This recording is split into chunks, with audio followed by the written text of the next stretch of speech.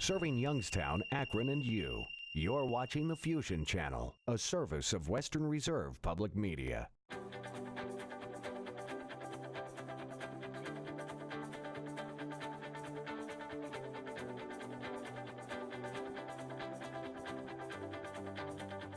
Welcome to Forum 360 on Fusion, your PBS channel and your Rubber City radio stations. This is Leslie Ungar, your host today. Thank you for joining us on our global outlook with a local view. In reading about today's topic, I came across a phrase that stuck with me. I honestly don't know if it was a typographical error or if it was written on purpose. In describing a small town while on a medical mission, the town was described as dotted with little stories. And I wondered if it was supposed to say dotted with little stores or little stories. And then I realized that every step of a medical mission in another country would be dotted with stories. Today we have two special guests whose medical missions have taken them around the world, bringing medical care to those who, unlike us, are not privy to health care on a regular basis. For much of the year, they are mere mortal physicians, donning white coats, going to an office and seeing patients on a daily basis. And then they turn into Superman and Superwoman as they literally fly through the sky to another country, another culture, to administer health care. Please help me welcome Dr. Deb Plate and Dr. Kevin Baldy. Both in the last 2 years have gone to Peru and Haiti. Welcome to both of you. Thank you, Leslie. Thank you so much, Ms. So, Unger. to my Superman and to my Superwoman physicians. Let me start out, Dr. Plate, by asking you why?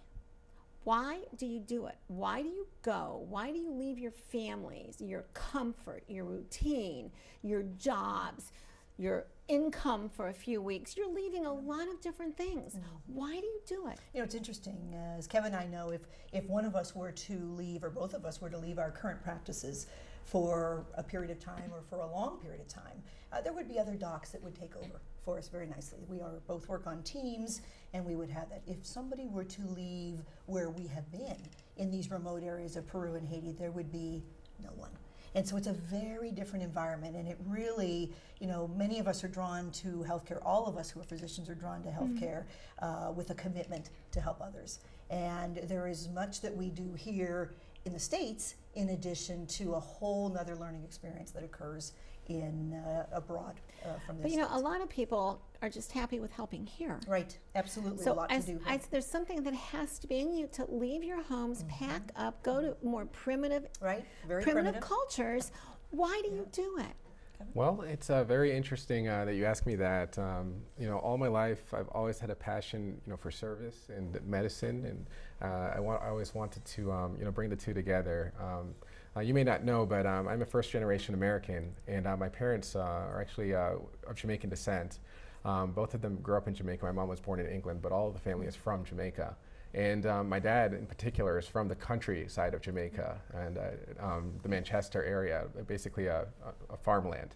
And I was able to, you know, be fortunate to you know, have some experience visiting as a child in my youth to appreciate a lot of, you know, the amenities and the lack of infrastructure in a lot of areas in certain parts of the world in Jamaica. And you know, I've always wanted to travel in other parts of the world as well and be able to give back, so that I knew that this would always be a part of what I would be doing in terms of a part of my service, in terms of giving back to the community, whether at home or abroad. And I finally got the opportunity to do that through our Global Health Initiative at Akron General. Now, your parents will be at your graduation?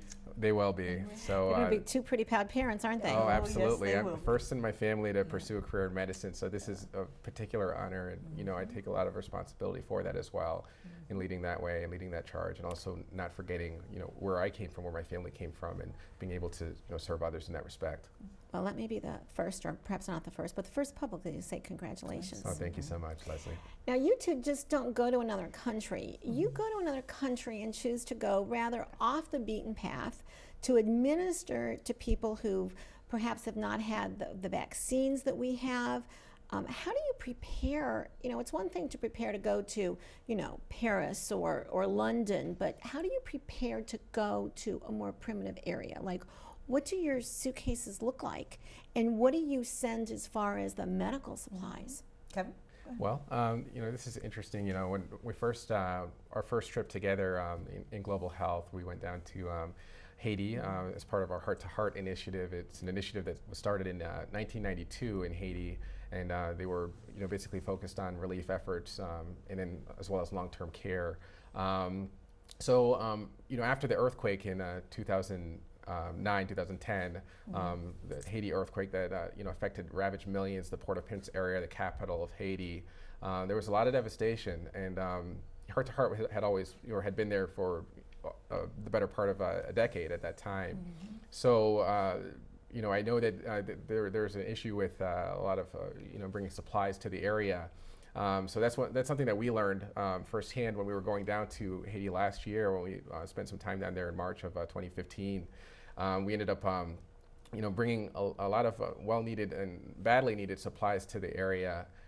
There was a dearth of supplies, you know, after that earthquake, and you know, and also in some of the more rural areas that may have not have been as affected by the earthquake, but were affected by a lack of a government infrastructure to help them out. So we were bringing down, you know, over-the-counter supplies, whether it's medications, whether it's you know, gloves for providers down there.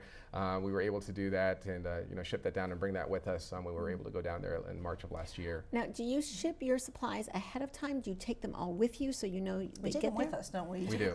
Because they say if you ship them ahead of time, you may never see them again. That's what I would worry about. Right. So you have to take everything with you. Right. One of the big things this year in Peru were children's vitamins. They have no access to children's vitamins. So all of us had our Flintstone chewables. You can't take So like, gummies because how they many? melt. How many? Like hundreds of bottles. Hundreds and thousands of, Yeah. and they were gone. We saw loads of patients that week, and they were gone by midweek, the vitamins.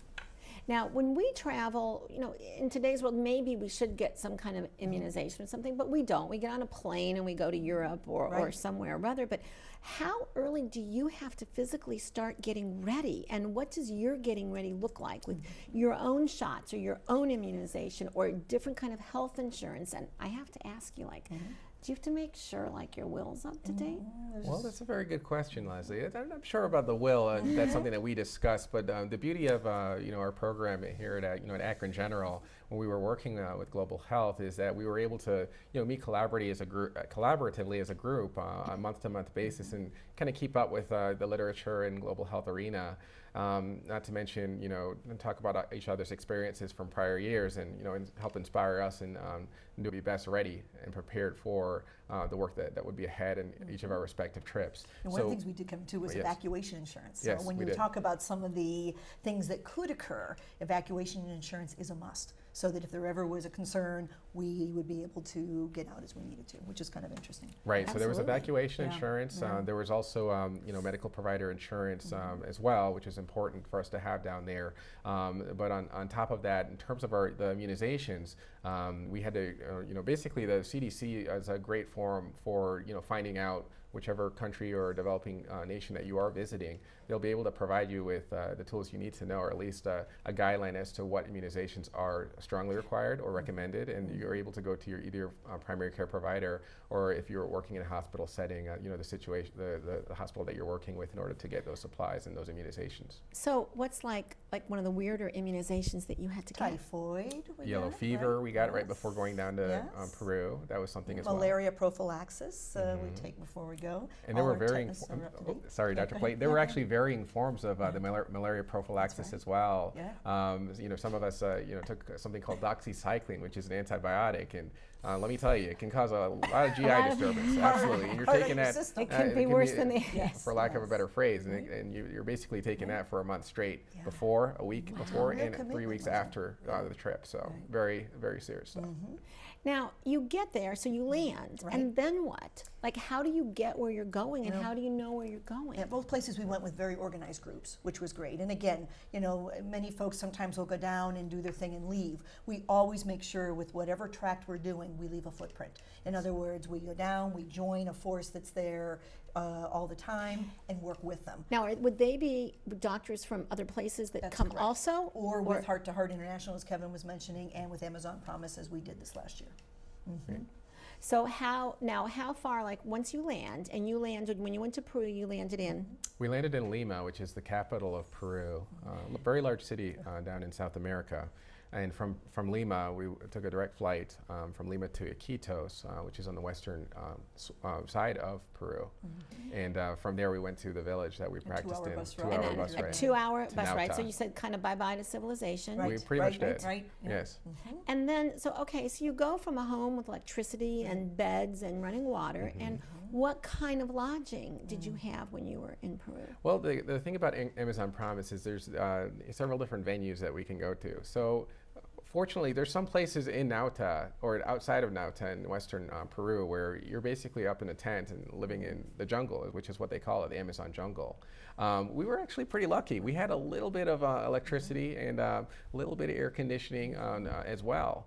Although during the day in the clinic. During the day in the clinic, we did not have anything like that. So that was the perfect part. So, you know, in terms of the humidity, that's something that was a major thing to get used to. One of the things that they did mention to us going down there in terms of our own supplies is we definitely need to hydrate.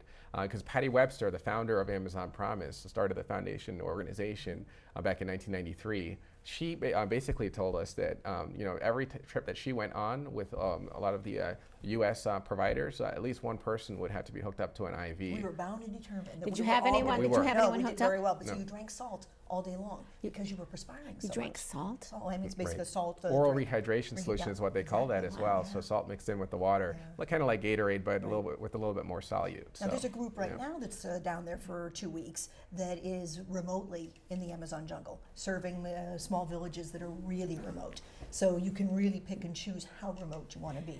Now you are administering health care, and so you're able to do positive things, but at the same time you have to see all the things that you can't do. So how do you, Dr. Plate, how do you reconcile that? Yes, you're doing good, but at the same time there must be a lot of things. Can you give us an example that you see and that you Oh, can't? it's so hard. We did a home visit. Well, Kevin and I and the group were in a small little village that we had gotten to by boat on a rainy morning. They asked me to go with this woman who came. She was probably about 80. And when she said, come with me, I thought she was just down the path. But oh no, we probably walked a mile to get to this home. And these homes are small wooden shacks. We get in there and her husband is dying of cancer. Most likely liver cancer is what it looked like. In a lot of pain, uncomfortable. And that was very hard because for him to get to the little town that we came from would be almost inconceivable. And so what I did is I went back and I got one of our colleagues, Dr. Mason, who has been a surgical resident in the past. He came and started an IV and gave this gentleman fluid. We got him comfortable and settled things down, and he had a period of comfort while during that time we could talk about what are we going to do next for this man to keep him comfortable, because he was really at the end of life. And remember, when we go into these homes, he is literally lying on a board like this table, and that to them is their bed and acceptable. So what would not be acceptable for us here was really very rough there. Now, on your first trip, for you it might have been Haiti, for your first trip, whenever it was, can you remember some things that you took that you really were never going to use in the jungle, or something that you really wish that you would have taken? Well, hairdryer would have been something I probably would not use, because you're lucky to have electricity in a lot of these places. So that was one thing that I thought, why did I keep this? Why did I take this up in Carry my all this suitcase when I could have brought so much more? So that's why Kevin probably doesn't have that. No, not so much right here. But one thing that I did actually bring that I found useful, that for a different reason, interestingly enough, as a mosquito net in Haiti. I was worried about the mosquitoes there a little bit, but you know, we didn't have to worry too much about that because we were spraying constantly. Yes. But one of the times we went to the city of Belance, which is in in the Sud-Est region of Haiti, is the roaches. So I have a fear of roaches growing up. You know, for some reason, based on my mom's you know, basically apprehension towards them. But the first night we got there, we went to the restrooms and talk about electricity. There's limited electricity. They only have it on for about 3 or 4 hours out of the evening, and then they shut it out the rest of the night. The bathrooms did not have any electricity, and once it got dark, you're basically fending for yourself. So first thing I did when we got there, it was a basically 7-hour trip from Port-au-Prince to the Balance area. Went into the restroom, and as I was washing my face, I see something moving. The wall's moving a little bit. I'm like, what's going on here? So I look back. I actually get my flashlight, and there's about a 2 to 3 inch cockroach here, a palmetto bug. And I was crawling up the wall, scurrying around, and I basically proceeded to leave the room and I didn't go back for a little while. So it took me a little while to get used to that. So one of the things I did was the mosquito net actually came in handy to prevent roaches from crawling around me at night as well. So I do appreciate that. Today, we are talking with 2 individuals that have made medical missions to underprivileged parts of other countries in their free time. While we may be going to a beach or skiing, they're going on medical missions. And so today we are joined by Dr. Deb Plate and Dr. Kevin Baldi. Fears, whether it's that goes in waves, it was Ebola, and now it's Zika, there's always seems to be some kind of a scare. What is it about people who go on these missions that you go toward scary things and scary places when most of us go away from them? Does anything scare you away from going? I think we have such a pattern. I think that really overrides a lot of the fear that you might have. Safety is a big concern. So we're always concerned about safety, and we're very careful which group we are aligned with when we go. Cleveland Clinic, Akron General have both been very supportive of our efforts, but they're also very cautious. So there's a lot that goes on before we even travel, as to who, where we're going to be, and what's going on. So, but safety is certainly a big concern. Now, from your perspective, and I know that you may not be an expert on it, but the Olympics and the Zika, from if you were advising an Olympic athlete, would you tell them to go? Kevin? That is a very difficult question. One thing I was going to add to Dr. Plate, what Dr. Plate was saying is, there were concerns a little bit about the Zika virus at the time we went down to Peru. Now there was only one case that was reported in that country, and it was actually an individual that had traveled to Colombia and had contracted the virus at that point in time. But he was quarantined on the way back. And let me just put it out there that there had never been any subsequent cases, at least from what I've heard, and they've done a great job fumigating the area. But in terms of, you talked about our fears. It's, the trick really is not so much ameliorating our own fears going down there, it's our family members. Right, so true. And I remember, my wife or her family, my parents were like, what are you going down there? Getting the Zika virus? Are you guys going to have children after that? Or, things like that. So there's things that you have to take into account when you're going down to these places. So it's not just you that you're bringing down and putting yourself at risk. It's, you have to think about the family as well, but you also have to, prepare them with those tools and let them know how prepared you are going down there, so it'll help give them peace of mind while you're down there as well. And we're very serious about coverage, aren't we? Oh, While we're there, we're very serious about that. Now, do you have to prepare yourself? Like you're running the Boston Marathon. Do you have to prepare yourself physically? Like, do you have to start working out months before you go, or doing more miles? As you said, you would have walked a mile once you did this boat with perhaps equipment and everything. So, do you prepare yourself at all physically for the trip? I think we were aware when we were in Haiti, we were in the Highlands, and so we had a sense that we were going to be in the Highlands. So I know Dr. Green and myself, who are the older faculty folks that took the younger generation here, wanted to make sure that we were able to keep up and do what we wanted. So I know there was great effort on our part to make sure. But Kevin, do you feel like there was anything in preparation? It was more so, I guess, the preparation physically. I wanted to, it was more so, getting used to. I guess the food selections, not so much of a problem for me. There were some individuals that were a little apprehensive. I'm not going to name names, but before we went down to Peru, for instance, they served us piranha. They did serve us piranha. There was alligator that was served as well. That was caught in the nearby Amazon River, and it was something that was cooked basically in the streets of Nauta, and it's something that there is an unusual food choices that are outside of the mainstream touristy area. So if you are adventurous, you are definitely more than willing to. And it's so welcomed by the community too. It's a big deal that you do join them in their effort. So you do have to prepare yourself for that. But once you get down there, the food is great. We had a great cook that was down there as well, helping us out. Now, did you take anything of your favorites with you so you wouldn't have to live without chocolate or without something? Did you take any of your own? We actually took protein bars because we're told there's no time for lunch. You literally start working at 8 in the morning and go straight through. So, well, most of us packed protein bars and things along those lines. In Haiti, what we didn't realize is when you finally grabbed a chance to eat this little protein bar, there would be about 25 children around you and you couldn't eat it. So you ended up divvying it up and not eating anything and making sure that the children got it. So an interesting concept. To have it was great, but to eat it was not possible. Right, but in both locations, we actually did have 2 great cooks in Haiti as well as Peru. So prior to each outing, we were able to have a great, large breakfast. Went to the sites, and not so much in Haiti, but in Peru, we were able to eat lunch there. We had a break time that was scheduled for us for about half an hour or so, then got right back to work, and had a pretty good dinner as well. So food wasn't so much of an issue. The main thing, as I mentioned earlier, was that oral rehydration solution, and we mentioned that. Just make sure to hydrate yourself, and you should be good to go. Now, let me ask each of you, what is one of your best memories, whether you want to pick Peru or you could pick Haiti, but what's one of your best memories from a medical mission when you think back to where you've been? Best memory for me with this recent Peru trip, first of all, it was a fabulous trip, great group, well-run group that she offers, or an experience that she offers. But we had a young girl who had come in with chronic headaches, and she had glasses. She was out in this village, remote village, and the glasses had broken with her doing something, and chronic headaches every day. And myself, Dr. Schmalstig, and Dr. Green elected to pay her way to come back to the city, paid for the doctor visit that she could never have the opportunity to get. We were there at the eye exam, had her pick out the glasses, and then had her put the glasses on. And it was so neat being a part of that, Leslie, knowing that we could make a difference in her life in the future. And we take such for granted. Exactly, that she would never have access to.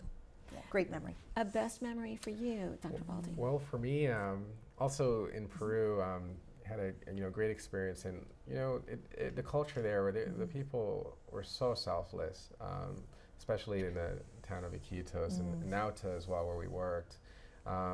They weren't, asking for much. It was just more, they were so happy just to have us, and grateful for us to just be there, knowing that there's doctors that are coming from, the States and, Western world that just want to be there to help them. Now, speaking of coming from the States, could you sense at all, we hear a lot of different things, and people running for office will say things about America and that, we're not great anymore and all of that. But what do you, when you go to these places and they know you're doctors from America, what is your sense of what they think of America? What do you think? It was very good, I think, don't you? Yes, yes. They had a very high opinion of America. Those that, met us, they were very, again, just grateful for us to be there. They I guess they figured that we were living the life in here, and we had a great conversation with one of our the physicians that actually works down in the Iquitos area. He came down with us to Nauta, and he was pretty amazed at how much money doctors actually make in this country. He's like, even on a monthly basis, because a monthly salary or a monthly income that a doctor makes in this country could be equivalent to what he would make in a year. And he told us this, and it was very fascinating. And the fact that we were able to carry around, otoscopes and different tools and instruments that we could have ready at hand to work with patients and help diagnose their ailments, was fascinating to him as well, and how much those items cost, because he was just used to a lot of the handwork. He didn't have a stethoscope when he was down there with them. His hands, his eyes, were his tools. And but very accepting. He was very accepting of that too. In just a couple minutes that we have left, I'm going to ask each one of you a question and ask for a 2 or 3 word answer, which I know is not fair, but I say that in advance. So much to say. What would surprise us most, Dr. Plate, about what you missed from home? What would surprise you? You want me to say what it was? A toilet. A toilet and toilet paper. What a privilege. Dr. Baldi, tell us what was most special about Haiti.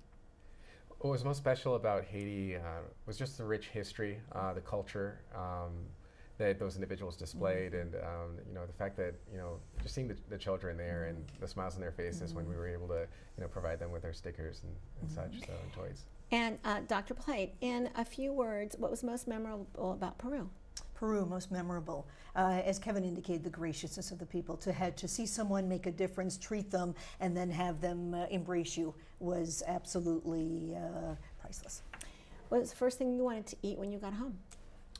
First thing I wanted to eat when I got home was Chick-fil-A. Yeah. And in a few words, next mission. Are you planning your next mission? We're very pleased with this group, this Amazon Promise group. They do so many things in Peru and all throughout Peru. I've been in touch with her. She's actually come and visited us at Akron General. So we're looking forward to having that be an annual event. And my last question, with just 2 or 3 words, someone that had a sad memory. Is there a sad memory of something that you couldn't do? Yes. It wasn't actually directly a patient that we were working with while we were in the Nauta area, but we were brought to, when we went back to Iquitos to a hospital, and there was a gentleman that had been seen and worked up by the team in Iquitos that was developing ocular cancer in his eye, and it was really bad stage cancer for him. He was basically losing all this weight, and he didn't have any, tools, and they were trying to bring him to Lima and provide them with the resources to bring him there, but he wasn't, it didn't look, the prognosis wasn't that good for him. And but it was for many people. That's right. So let's leave on that note. It was for many people. That's right. Absolutely. Very good. Thank you to my guests, Dr. Deb Plate and Dr. Kevin Baldy. Both of these guests possess the special quality that powers them toward difficult situations rather than away from difficult situations. Recently, they have made medical missions to Haiti and Peru, doing good and leading and teaching good wherever they go. Thank you for joining us today on Forum 360, the show with a global outlook and a local view. We're co-sponsored by the Shaw Jewish Community Center. I'm Leslie Ungar. Join us again in the near future as we bring you another gem from the landscape of Northeast Ohio. Forum 360 is brought to you with support from Electric Impulse Communications, Kim and Harvey Nelson, Rubber City Radio Group, Acronist.com, Hudson Cable, Medical Mutual of Ohio, Forum 360 supporters, and the Shaw Jewish Community Center of Akron.